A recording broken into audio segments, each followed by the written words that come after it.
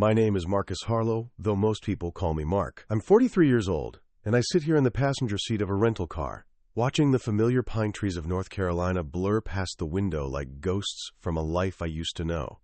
The November air carries the scent of wood smoke and dying leaves, and somewhere in the distance, the Blue Ridge Mountains stand like silent sentinels, guarding secrets I'm not sure I want to uncover. I am no longer the driven young lieutenant who left this place 25 years ago with fire in my belly and dreams of honor. I'm not even the battle-hardened colonel who earned his stars through blood and sacrifice in places whose names I still can't speak aloud. I'm just Marc, a man with silver threading through his hair and a purple heart tucked away in a box I haven't opened in months, driving toward a house that stopped feeling like home the day I put on my first uniform. Before we jump back in, tell us where you're tuning in from, and if this story touches you, make sure you're subscribed because tomorrow I've saved something extra special for you. The injury that sidelined me happened 8 months ago. Not from enemy fire or an improvised explosive device, but from something far more insidious. A classified operation gone wrong that left me with chronic pain shooting down my left shoulder and a mind that replays certain moments like a broken record. The Army called it temporary reassignment pending investigation, but we both knew the truth. My war was over, whether I wanted it to be or not. I was born and raised in Asheville, North Carolina, in a modest brick house on Sycamore Street where my parents, Richard and Margaret Harlow, raised 3 children with the kind of stern love that built character through discipline. I was the eldest, followed by my brother Travis, 4 years younger, and what should have been our sister Sarah, who died in infancy, a loss that carved something permanent and cold into my father's heart. My father worked as a supervisor at the furniture factory, a man whose hands were always stained with wood polish and whose voice carried the weight of disappointed expectations. My mother was a high school English teacher, a woman with gentle eyes, who read poetry aloud on Sunday afternoons, and who died of cancer when I was 28, and too far away to hold her hand when it mattered most. The rental car turns onto Sycamore Street, and I feel my chest tighten like a tourniquet. The house looks smaller than I remember, the white paint peeling slightly around the shutters, the oak tree in the front yard now massive and gnarled with age. My stepmother Linda's car sits in the driveway, a practical sedan that somehow makes the whole scene feel more foreign than if nothing had changed at all. I pull into the gravel driveway, and through the kitchen window I can see movement. Linda appears first, wiping her hands on a dish towel, her face breaking into a smile when she sees me. Behind her, my father's silhouette moves more slowly, deliberately, as if he's preparing for battle rather than welcoming his son home. My daughter Elena's car is here too, a surprise that makes my heart skip. She's 22 now, a senior at UNC studying psychology, and she's driven 3 hours to be here. Part of me wonders if she came to see me or to serve as a buffer between her grandfather and the father she's seen maybe 10 times in the past 5 years. I sit in the car for another moment, watching my breath fog the windshield, and I think about the phone call that brought me here. Linda's voice, careful and hopeful. "Marc, honey, your father's been asking about you. Maybe it's time you came home for Thanksgiving." But as I watch my father's rigid posture through the window, I suspect this homecoming might be more like walking into a minefield than finding the peace I've been searching for. I grab my duffel bag from the back seat and walk toward the house, each step feeling like a small act of courage. The smell of roasted turkey and Linda's famous cornbread stuffing fills the dining room like a warm embrace, but the tension sitting around this table could cut through steel. I find myself studying the same china pattern my mother used for special occasions, the delicate blue roses that somehow survived decades of family gatherings, and I wonder if she would recognize the strangers we've all become. Elena sits across from me, her dark hair pulled back in a ponytail, and every few minutes she catches my eye with a look that says she remembers being 7 years old and waiting for her daddy to come home from yet another deployment. She's grown into a beautiful young woman with her mother's sharp intelligence, and what I hope is some of my stubborn resilience, though I pray she never needs to use it the way I have. "So Marc," my father begins, carving the turkey with the same methodical precision he's used for everything since I was a boy. "Linda tells me you're on some kind of extended vacation from the Army."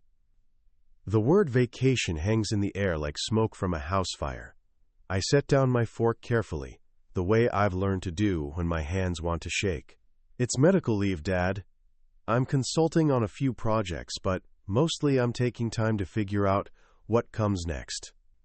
Travis snorts from his position at the far end of the table, already halfway through his second beer. My younger brother looks older than his 39 years, his hairline receding and his gut straining against a flannel shirt that probably fit him better a decade ago. Must be nice, he says, not looking up from his plate. Some of us never got the luxury of running off to play soldier when real life got too complicated. Travis. Linda's voice carries a warning, but he's already crossed the line. What? Travis shrugs, his eyes finally meeting mine with 20 years of accumulated resentment.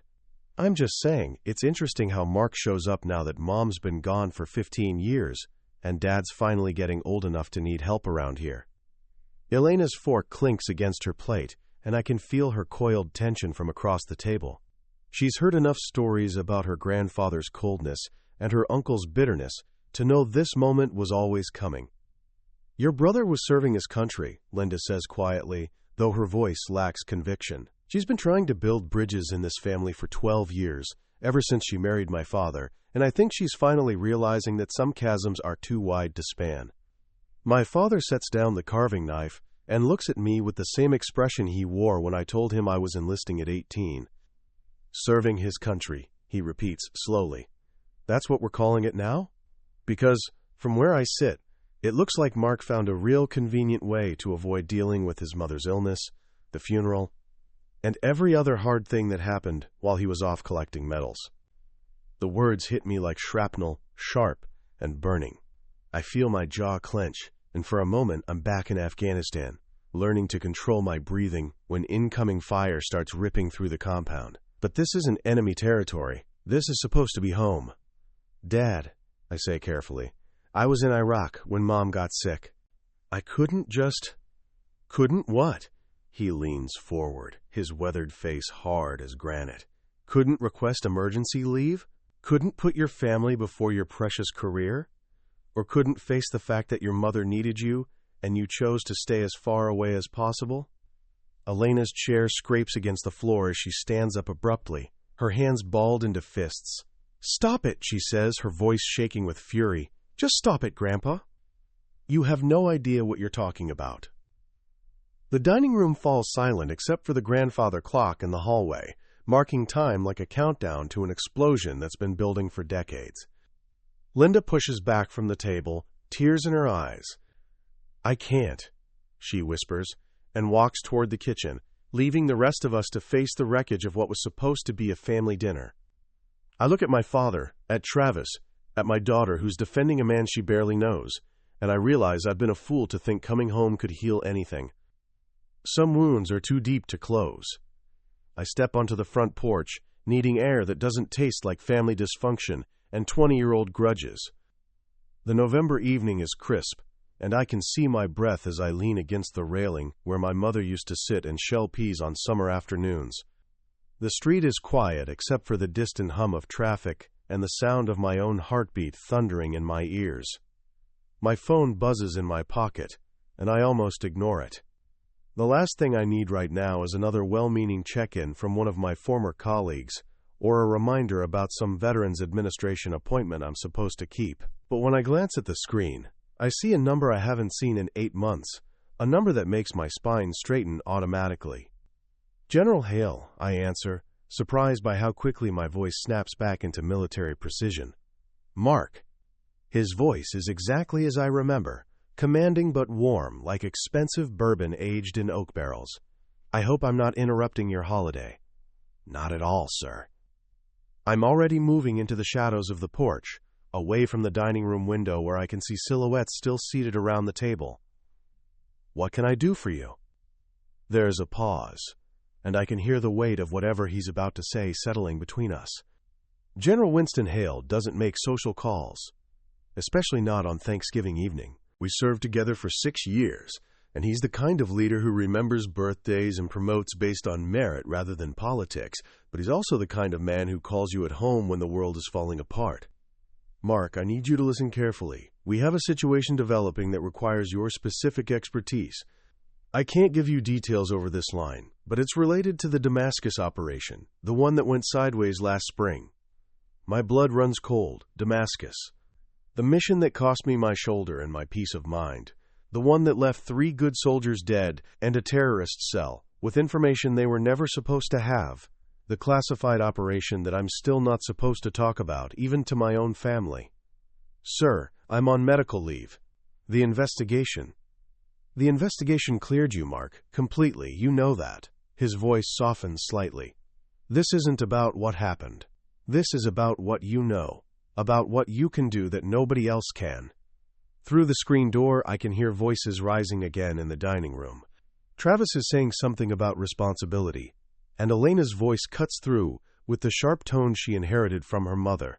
My father's rumbling baritone adds fuel to whatever fire is burning in there. I need time to think about this, General. I know you do. But Mark, I need an answer by tomorrow morning. This situation is escalating, and you're the only one who understands the full scope of what we're dealing with. I close my eyes and lean against the porch post, feeling the weight of 2 worlds pulling at me. The family inside that seems determined to tear itself apart, and the duty that's defined my life for 25 years. I'll call you in the morning, sir. Roger that. And Mark, for what it's worth, I'm glad you're still out there. The Army needs men like you, even if you're not wearing the uniform anymore. The line goes dead, and I stand there holding the phone, staring at the house where my family is imploding, while the outside world reminds me that some battles never really end. Behind me, the screen door creaks open, and I turn to see my father standing in the doorway, his face unreadable in the porch light. The guest room that used to be my childhood bedroom feels like a museum exhibit of a life I barely remember. Linda has kept it exactly as my mother decorated it. Navy blue walls with model airplanes suspended from fishing line, a desk where I used to do homework and dream about flying jets, and a twin bed that seems impossibly small for the man I've become. I set up my laptop on the old desk, the encrypted satellite connection humming to life, as I prepare for the video conference that will determine whether I step back into the world I thought I'd left behind. The screen flickers, and suddenly I'm looking at 3 faces I know well, officers I've trained, men and women who still call me Colonel, even though I'm wearing a civilian sweater and sitting in a room full of childhood memories. Colonel Harlow, Lieutenant Colonel Sarah Chen's voice is crisp through the speakers. We have the latest intelligence reports from the Damascus cell. The encryption they obtained is more sophisticated than we initially thought. I lean forward, my mind shifting into the analytical mode that made me valuable to the Army in the first place. For 40 minutes, I walk them through tactical scenarios, decode fragments of intercepted communications, and outline containment strategies for a situation that could spiral into an international incident if handled incorrectly. Elena appears in the doorway, curious and quiet, watching me work for the first time in her adult life. She sees something she's never witnessed before. Her father is a leader, calm under pressure, speaking with the kind of authority that comes from years of making life and death decisions. I catch her eye and gesture for her to come in, and she perches on the edge of my old bed, listening to me discuss operational security and threat assessment with the same intensity she once brought to bedtime stories. When I close the laptop, she's staring at me with an expression I can't quite read. "Dad," she says softly, "I had no idea. I mean, I knew you were in the military, but I never really understood what that meant." It's just my job, Elena. Or it was. Telling and preparing this story took us a lot of time, so if you are enjoying it, subscribe to our channel. It means a lot to us. Now back to the story. "No," she shakes her head firmly. "That wasn't just a job. Those people respect you. They need you." She pauses, choosing her words carefully. "Grandpa doesn't understand, does he? What you actually do?" Before I can answer, we hear voices in the hallway, my father and Travis, speaking in low tones just outside my door. Through the thin walls, I catch fragments of their conversation. Heard him talking about classified operations. Never knew it was real like that. Maybe I was wrong about. Travis's voice cuts through more clearly. "Dad, you should have heard him. He sounded like he was running the whole damn thing." Those officers were asking him for advice like he was some kind of expert. There's a long pause, And then my father's voice, quieter than I've heard it all evening. I don't understand any of it, son. I never did. Elena and I exchange glances, and I see something shifting in her eyes. Not just understanding of me, but recognition of the pain my father has been carrying. The realization that his anger might be rooted not in contempt, but in feeling shut out from a world he could never comprehend. My phone buzzes with a text from Sam Ortiz, my old teammate. Heard Winston called you in. You okay? I type back, working on it.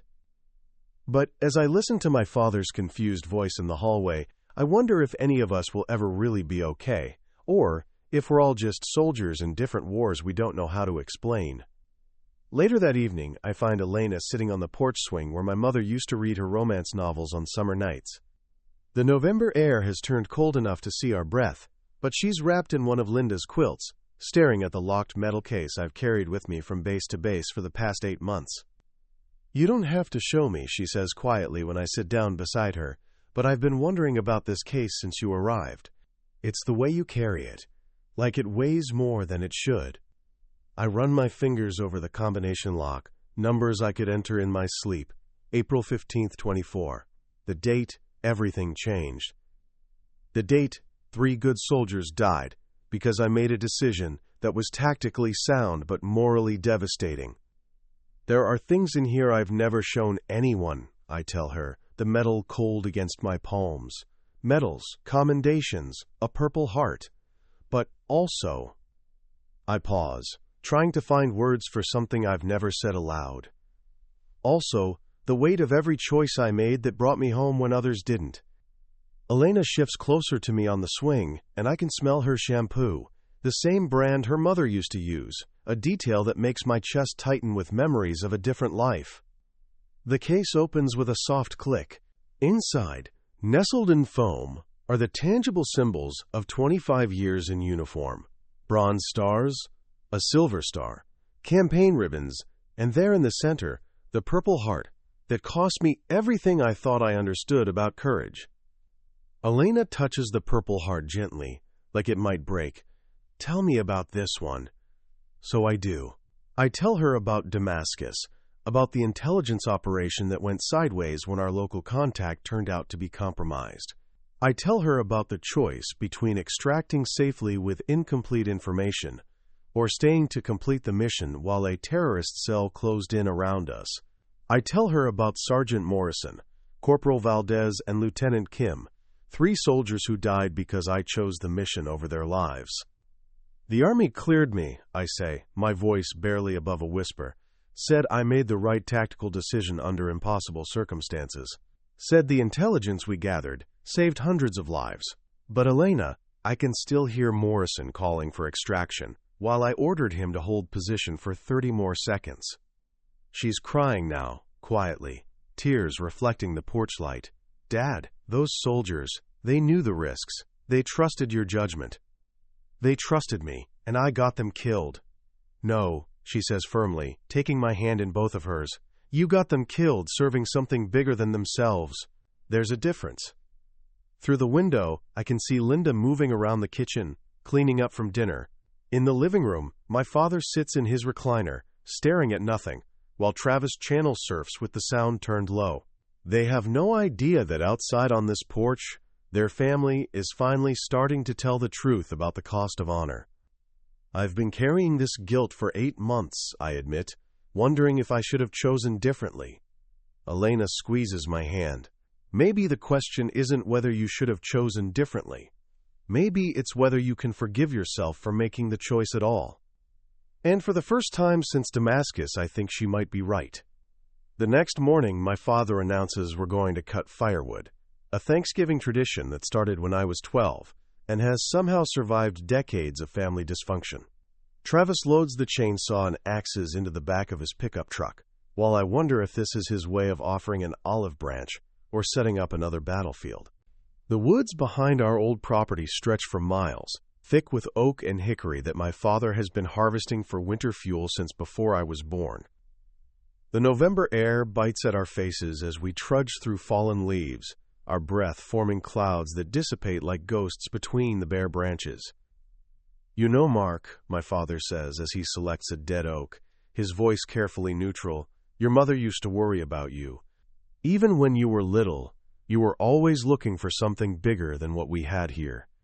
I steady the log while he starts the chainsaw, the engine roaring to life and drowning out whatever response I might have given. But I can feel the weight of unspoken words building between us, like pressure before a storm. Travis works silently, splitting logs with an efficiency born of years of practice. Elena sits on a fallen tree trunk, watching us work, and I wonder what she sees. 3 generations of men who never learned how to talk to each other, communicating through the language of shared labor because actual conversation has become a minefield. When my father shuts off the chainsaw, the sudden silence feels ominous. He sets down the saw and looks at me directly for the first time since I arrived. "You know what I never understood," he says, his voice tight with 25 years of suppressed anger. "How you could just leave. Your mother was dying, Mark, dying. And you were off in some desert playing war games because it was easier than watching her fade away." The words hit me like a physical blow, and I feel my carefully maintained composure starting to crack. "Playing war games?" My voice comes out harder than I intended. "Dad, I was serving my country. You were running away." He steps closer, his weathered face flushed with emotion. "Just like you always did, when things got hard. When your mother got sick, when she needed you most, you found another deployment, another mission, another excuse to be anywhere but here. I couldn't get leave." The words explode out of me, 25 years of defensive justification, finally breaking free. "Do you think I wanted to be in Iraq when she was dying? Do you think I chose that?" "Yes," he shouts back, and for a moment we're both 19 and 43 again, father and son locked in a battle that started before I ever put on a uniform. "I think you chose it every single time, Mark. Every deployment, every transfer, every time you picked duty over family." Quote. Travis steps between us, his hands raised. "Dad, that's enough." But it's too late. Something fundamental has snapped inside me, and I can't stop the words from pouring out. "You want to know the truth? You want to know why I stayed in the Army? Because it was the only place where what I did mattered. Where people respected me, instead of treating me like a disappointment." My father's face goes pale, and I realize I've crossed a line I can never uncross. Elena is staring at us both with wide eyes, witnessing the complete breakdown of whatever fragile peace we've maintained over the years. "At least the Army knew how to grieve," I say quietly, the fight suddenly drained out of me. "At least they understood what sacrifice means." The woods fall silent except for the sound of my father's ragged breathing and the distant call of a crow somewhere in the canopy above us. The ride back to the house is suffocating in its silence. Travis drives while my father stares out the passenger window, his jaw clenched tight as a fist. Elena sits beside me in the back seat, her hand finding mine in the space between us, a small anchor in the storm we've all just weathered. When we pull into the driveway, my father climbs out without a word and disappears into his workshop, the slam of the metal door echoing across the yard like a gunshot. Travis kills the engine and turns to look at me, his eyes holding something I haven't seen since we were kids. "Mark," he says quietly, "I owe you an apology. I've been carrying around resentment for things that weren't your fault." I want to tell him it's okay, that we're all damaged in our own ways, but the words stick in my throat like sawdust. That evening, Linda finds me in the kitchen, writing at the small table where my mother used to pay bills and grade papers. She sets a cup of coffee beside my laptop and doesn't ask what I'm working on, but I can feel her curiosity like warmth from a fireplace. "I'm writing letters," I tell her without looking up, "to the families of the soldiers who died in Damascus. I've been putting it off for 8 months. But Elena's right. They deserve to know their sons and daughters mattered." Linda sits down across from me, her eyes soft with understanding. "You know, Mark, your father's been trying to hold this family together since your mother died, but he never learned how to grieve properly. He turned his pain into anger because it was easier than admitting he was lost without her." Quote. I stop typing and look at her, This woman who married into our dysfunction and somehow found the strength to love us anyway. How do you do it, Linda? How do you live with us? She smiles sadly, because I see what you all could be if you stopped punishing each other for being human. Later, I find Elena and Travis on the back porch, talking quietly over beers. Elena looks up when I join them, patting the empty chair beside her. Uncle Travis was just telling me about the time you taught him to ride a bike, she says. How you ran alongside him for 3 hours until he got it right.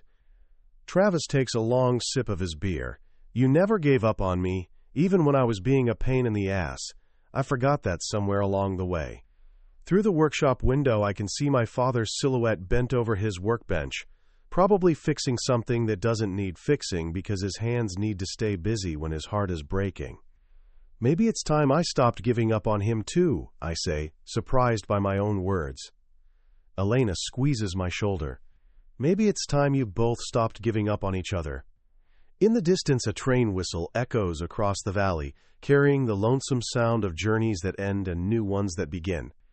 I'm sitting at the kitchen table the next morning, finishing the last of the letters to the Damascus families, when a black sedan pulls into our driveway.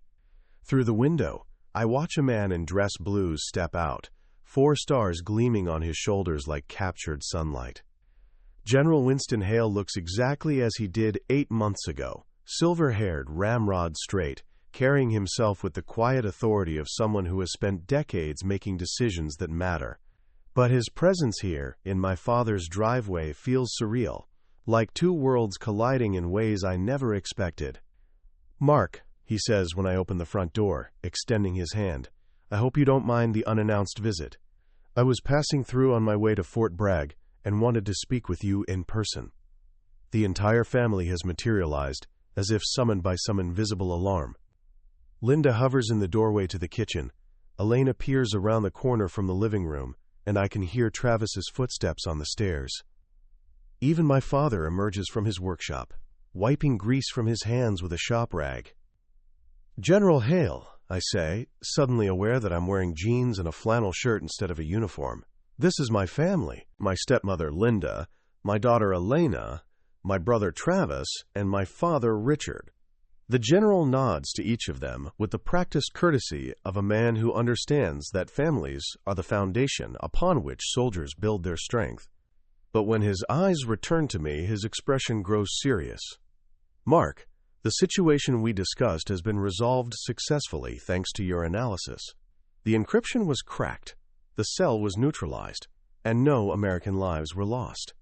He reaches into his jacket and produces a challenge coin, a small metal disc that carries more weight than its size suggests.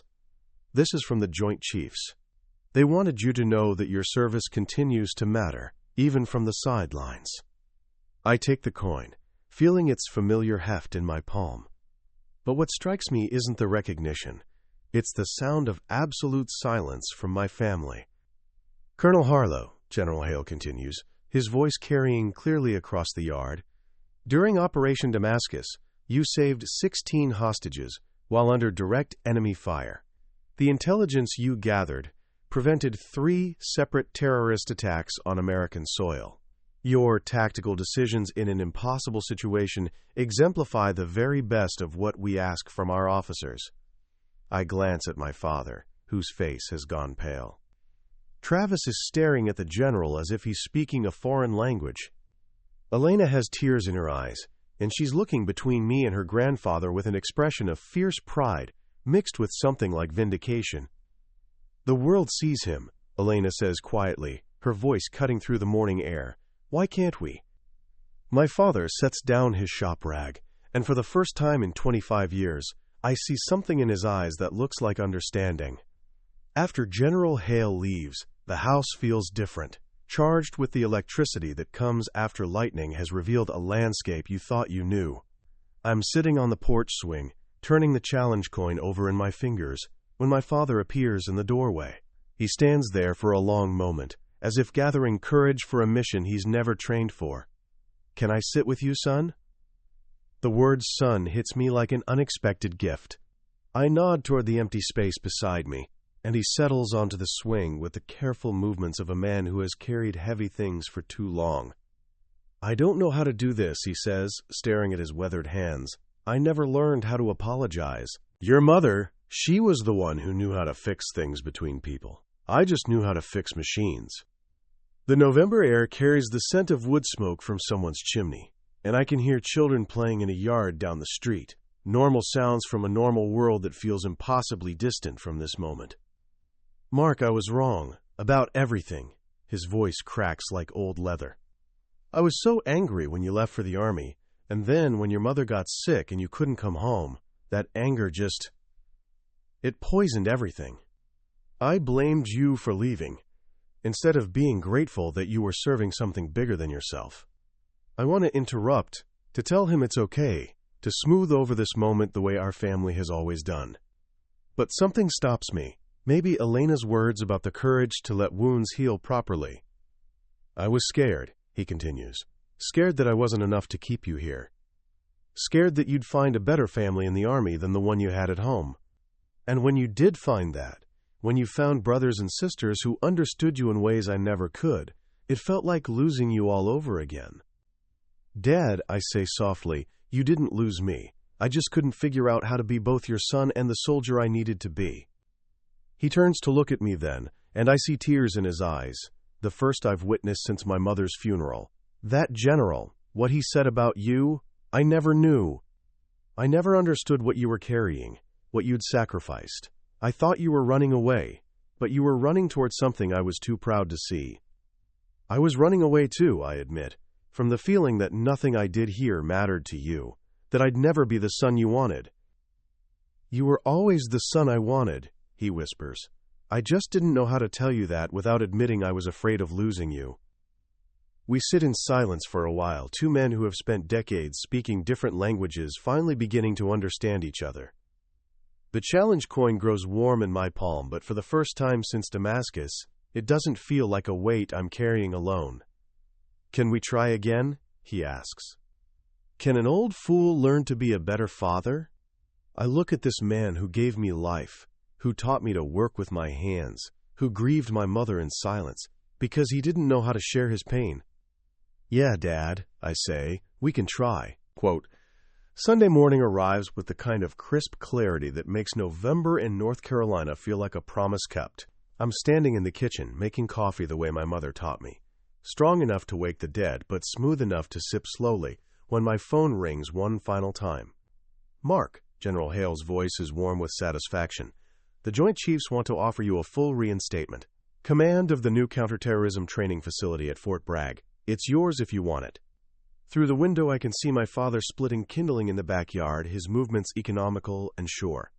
Elena sits on the back steps, grading papers for a psychology class, occasionally looking up to smile at something her grandfather does. Travis's truck is in the driveway. He stayed an extra day, the first time in years he's extended a family visit. General, I'm honored, but I'm going to decline. There's a pause, and I can almost hear him recalibrating. Marc, you're one of the finest officers I've ever served with. The Army needs officers who want to be there completely, I say gently. I've given 25 years of my life to service, and I'm proud of that. But I think it's time I learned how to serve in a different way. When I hang up, Elena appears beside me, wrapping her arms around my waist in a hug that reminds me why some battles are worth fighting. No regrets? She asks. Just one, I tell her, that it took me this long to figure out what really matters. Linda calls us all to breakfast. A simple meal of scrambled eggs, bacon, and toast that tastes better than any MRE I've ever eaten. My father sits at the head of the table, but this time his presence feels protective rather than dominating. Travis tells stories about his job at the power company, and for the first time I hear pride in his voice instead of resentment. So what's next for you, Dad? Elena asks, stealing a piece of bacon from my plate the way she used to when she was 7. I'm going to help train veterans transitioning to civilian life, I say. And I'm going to come to your graduation in May, front row center. Promise? Promise. My father looks up from his coffee, and there's something different in his eyes. Not the cold distance that defined our relationship for decades, but something that looks like peace. You know, Marc, he says quietly, Your mother would be proud of the man you've become, both the soldier and the son. Quote, outside, a cardinal lands on the windowsill, its red feathers bright against the morning light. My mother always said cardinals were visitors from heaven, and for the first time since Damascus, I think I believe her.